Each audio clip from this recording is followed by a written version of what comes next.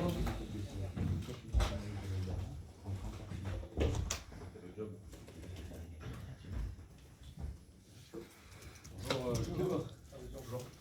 Juste, ça fait longtemps que tu n'es pas resté pour les phases internationales. Bon, est-ce que tu as pu t'entraîner intensément et qu'est-ce que tu retiens un petit peu de cette période un peu compliquée parce qu'il n'y a pas beaucoup de joueurs finalement? Oui, c'est vrai que ça fait un moment, depuis l'âge de 17 ans, je crois que je n'avais pas connu une trêve vide pour moi sans équipe de France. Donc ça a été assez particulier déjà d'avoir des jours de repos que je n'avais pas l'habitude d'avoir lors des années précédentes. Et puis voilà, de s'entraîner avec un groupe assez restreint. Et donc c'est forcément une nouveauté. Il y a un petit pincement au cœur de plus pouvoir participer au match des équipes de France.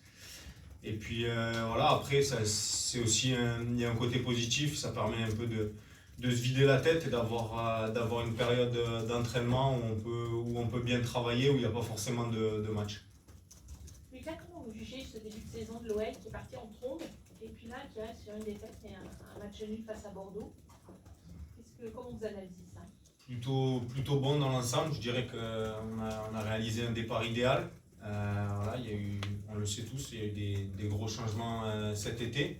Il y a eu une période d'adaptation pendant la préparation et je pense que voilà, ça s'est bien passé les 2 premiers matchs, mais on est encore en période d'adaptation par rapport au nouveau coach et ce qu'il nous demande, même si les différents principes sont au jour le jour, à chaque entraînement préparé, et on se prépare au mieux pour chaque match qui arrive. On sait qu'il y a des échéances importantes avec la Ligue des Champions, mais petit à petit, voilà, on travaille bien aux entraînements, il y a pas mal de charges de travail.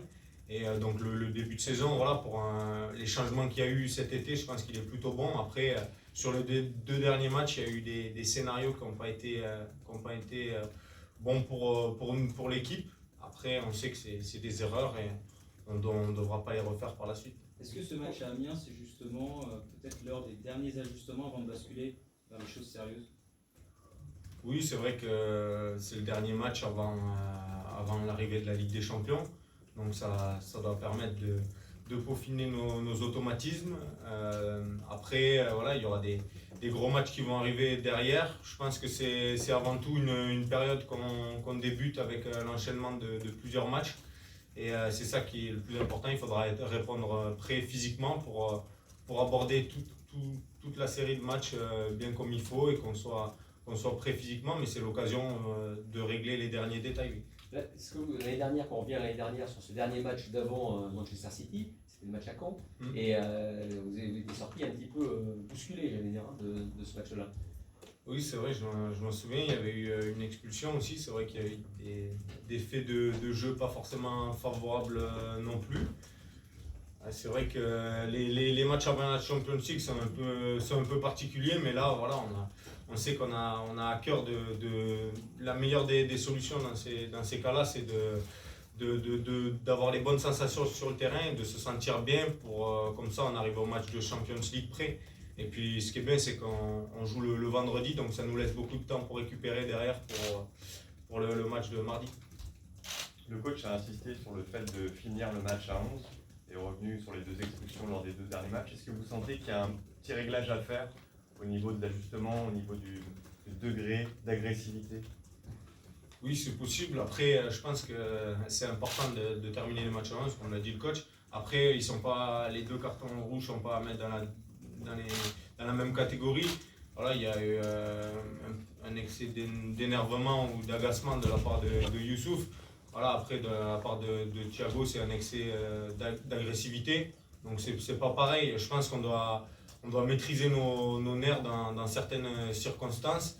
Et voilà, c'est vrai que ça nous a forcément embêtés sur les 2 derniers matchs de terminer les matchs à 10 parce qu'on est quand même en période de fin de préparation, fin août. Il n'y a pas toutes les équipes qui sont prêtes encore physiquement et je pense que de terminer le match à 10 c'est toujours compliqué pour nous, comme les 2 derniers matchs.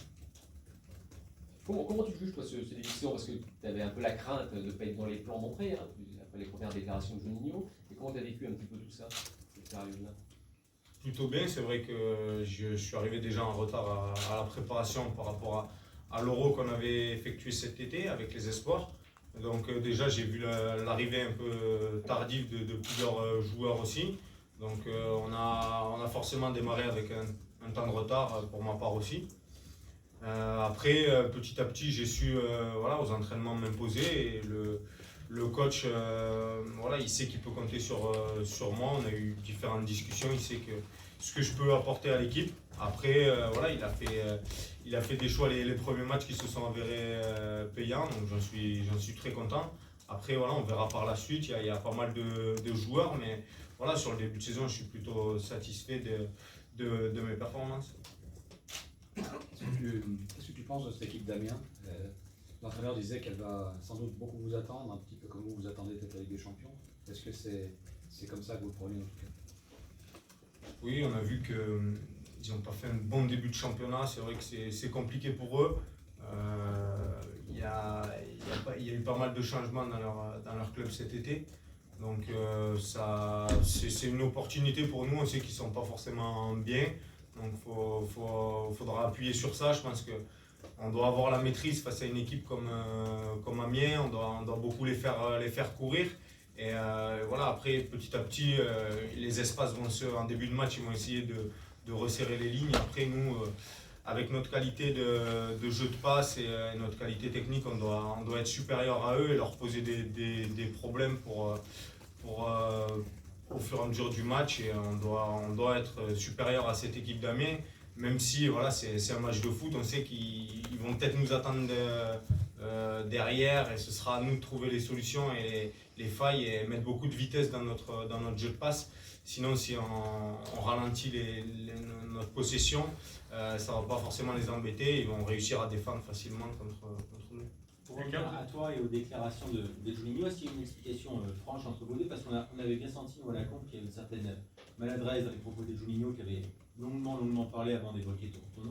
Ensuite, il a reconnu un peu plus tard qu'il y avait eu une maladresse, mais est-ce que vous en avez rapidement expliqué après ces propos-là, par exemple? Parce que j'imagine que tu as très vite été mis au courant et que ça avait fait un petit peu du bruit, cette histoire, ces mots-là. Ouais, ça a fait beaucoup de bruit, je pense, plus qu'il y ait de paroles. Voilà, c'est vrai qu'il y a eu, ça a été mal interprété, je pense, par la presse et par certains voilà, articles qui ont peut-être amplifié la chose. Personnellement, voilà, les premières déclarations, je les ai prises, ça fait pas forcément plaisir, mais après discussion avec lui, c'est ça qui est bien. Avec Juni, on peut avoir beaucoup d'échanges. Donc après avoir discuté avec lui, j'ai senti et j'ai compris en fait ce qu'il a voulu dire. Je pense que ça a été mal interprété. Voilà, il avait pas. Voilà, après il me l'a reconnu. C'est une erreur de sa part de communication. Voilà, il vient d'arriver. Ça fait partie du jeu. On s'est tous fait prendre au jeu des questions et des médias au moins une fois dans sa vie. Donc voilà, après on s'est expliqué. Et c'est tout à fait normal qu'il recherchait un autre joueur dans un autre profil que moi. Donc voilà, après, par rapport à ça, je pense que j'ai déjà assez parlé. Maintenant, voilà, on est au présent et on va avancer. Et je ne reste pas sur ça. Il disait rechercher un joueur plus technique, pour reprendre ses mots. Est-ce que tu peux l'être, ce joueur technique qui relance proprement le ballon vers l'avant, qui casse des lignes par la passe, par le dribble? Ouais, bien sûr, je pense qu'on l'a vu lors des premiers matchs. J'ai cette capacité-là à relancer. Et, le coach me demande beaucoup d'être, on va dire, la première rampe de lancement de l'équipe. Voilà, il veut que le jeu passe par moi lors des phases de possession et pour attaquer. Donc voilà, moi ça me correspond. Voilà, et après, il m'apprend, le coach et Juni me donne beaucoup de conseils par rapport à ça, donc j'essaye d'apprendre avec eux et surtout voilà, dans mon poste au niveau du placement c'est primordial et ils essayent au fur et à mesure des entraînements et des matchs de me faire progresser, donc je peux être ce joueur-là. Après voilà, par le passé peut-être que mon style de jeu a peut-être été catégorisé une seule catégorie. Voilà, donc, moi, je sais que j'en suis capable et j'essaye d'apporter une différente palette à mon jeu, tout simplement. Lucas, le coach a beaucoup insisté aujourd'hui sur l'attitude des joueurs, le côté comportement. Est-ce que, au fond, c'est ça qui est le plus important dans l'équipe ou est-ce qu'il y a aussi la tactique à prendre en compte? C'est deux choses bien différentes, mais je pense qu'on a beau installer n'importe quelle tactique. Si les joueurs n'ont pas l'envie nécessaire et voilà, tout simplement avoir l'envie de faire les choses tous ensemble, ça va pas le faire. Donc le plus important, c'est l'état d'esprit, le comportement, tous tirer dans la même direction. Et on a vu que ça nous a causé des soucis les saisons précédentes. Voilà, il ne faut pas chercher 10 000 excuses techniques ou tactiques ou quoi. Si tous les joueurs sont concernés, on l'a vu lors des 2 premiers matchs, toute l'équipe avait envie de faire les choses, de faire les choses ensemble et on allait tous dans la même direction. Il n'y avait pas un joueur qui ne défendait pas ou qui tirait la langue pour faire des efforts défensifs. Et on a vu que tout de suite après, ça enclenche une bonne dynamique pour toute l'équipe et pour tout le groupe.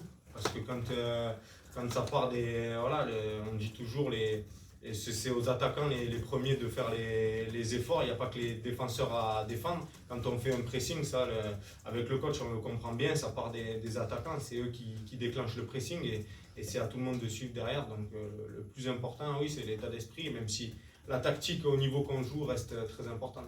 Pour avoir cette mentalité dont parlait Silvino, il faut forcément des leaders. Toi, ça fait 4 ans que tu es à Lyon. Est-ce que maintenant tu te considères comme un leader de vestiaire depuis que Nabil Fekir, par exemple, est parti? Il y en a d'autres. Est-ce que tu essaies de parler, de motiver les autres, de les tirer vers le haut? C'est vrai que ça fait un moment que je suis là. Bon, avec on va dire ce qui s'est passé un peu cet été, j'ai pas forcément eu un rôle très important au sein de l'équipe lors de la préparation des premiers matchs. Mais voilà, j'envisage de le devenir sur toute la saison parce que ça fait un moment que je suis là et que je veux franchir un palier. Après, voilà, j'essaye de parler aux joueurs. Ça, c'est quelque chose que je sais faire, que j'ai eu ce rôle-là en équipe de France Esport. Donc ça fait partie des choses de mes qualités, des choses que j'aime faire aussi. Après, je me considère plus comme un leader d'acte sur le terrain, voilà, en allant récupérer un ballon, en allant gratter un ballon. Je me considère plus comme un leader, on va dire, d'acte et de terrain. Après, il y a des gens pour ça qui ont été mis en place par le coach pour plus parler, on va dire, même si tout le monde a son mot à dire dans le vestiaire. Mais voilà, après, chacun a son rôle et bien sûr que j'aimerais devenir un leader, mais après, pour ça, il faut jouer tous les matchs. Lucas, Amiens sera le dernier match en championnat, en tout cas, avant d'affronter le Paris Saint-Germain. Paris a déjà perdu une fois et ils sont pourtant déjà leaders. Est-ce qu'il y a l'envie justement de ne pas être loin d'eux quand vous allez les jouer justement dans 10 jours? Oui, ça fait partie des envies qu'on a. Après, ça ne se résume pas sur un match quand on va les jouer à être proche d'eux. Je pense que sur les saisons précédentes, on n'a pas été sur la longueur du championnat, on n'a pas été assez proche d'eux, on n'a pas su les titiller au bon moment. Bien sûr qu'on a eu des rencontres ces dernières années à domicile qui ont été des grandes victoires pour nous. Mais sur la longueur, on sait que le championnat, il ne se joue pas forcément contre des équipes comme Paris, parce qu'on a répondu présent toutes les années précédentes lors des matchs contre Paris pratiquement. Voilà, ça se joue sur des matchs comme Amiens. Voilà. On a perdu beaucoup de matchs où on a fait des nuls, des points bêtes qu'on a perdus lors des saisons précédentes. Et c'est ça, les points qu'on a perdus.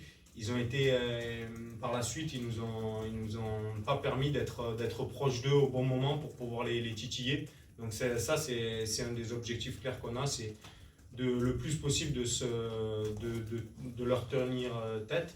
Et après, voilà, sur la durée d'un championnat, on verra ce qui se passe. Mais en tout cas, toujours être proche d'eux et pas les laisser s'envoler au niveau des points.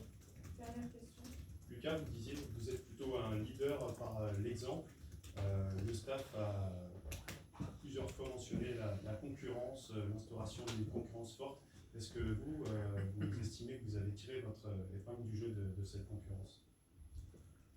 C'est vrai que c'est une question un peu...